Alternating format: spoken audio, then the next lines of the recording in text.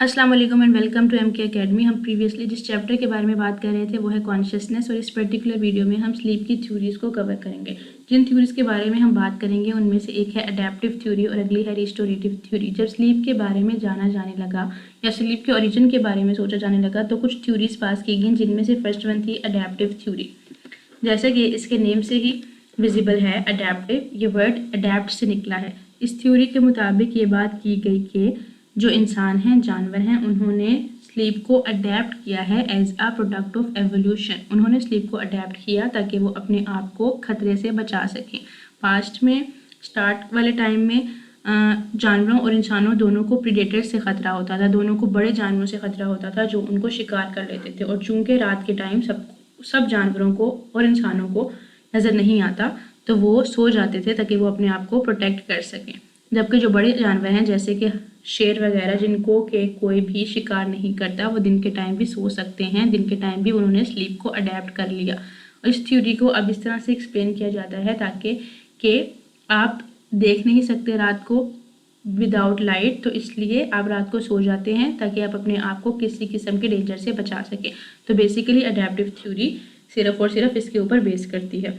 और जो छोटे जानवर होते हैं वो यूजुअली थोड़े इंटरवल के लिए सोते हैं, शॉर्ट स्पैन्स के लिए सोते हैं, शॉर्ट टाइम पीरियड के लिए सोते हैं ताकि वो अपने आप को अपनी जगह बदल सकें और अपने आप को किसी बड़े प्रेडेटर से बचा सकें। तो इस थ्योरी का मेन कॉन्सेप्ट यही था कि आखिर स्लीप को क्यों अडेप्ट किया गया, और वो अपने आप को किसी डेंजर से बचाने के लिए। The next theory is restorative theory, और इसका वर्ड रिस्टोर से निकला है। और रिस्टोर का मतलब ये होता है कि आप अपनी पुरानी और ओरिजिनल हालत में चले जाएं। इस थ्योरी के मुताबिक ये बात प्रपोज की गई कि जो दिन के अंदर आपके सेल डैमेज होते हैं या आपकी जो फिज़िकल हेल्थ को नुकसान पहुंचता है या जो आपके केमिकल्स ख़त्म हो जाते हैं, वो रात को जब आप सोते हैं तो पूरे हो जाते हैं। इसमें ये बात प्रपोज की गई। इसका ये एविडेंस है कि बहुत सारे जो बच्चे होते हैं, वो इन्फेंट्स होते हैं, वो सारा दिन सोते रहते हैं ताकि उनकी बॉडी सेल्स प्रोड्यूस हों और वो ग्रो हों। ये बच्चों के सोने की वजह बताई गई रिस्टोरेटिव थ्योरी के थ्रू।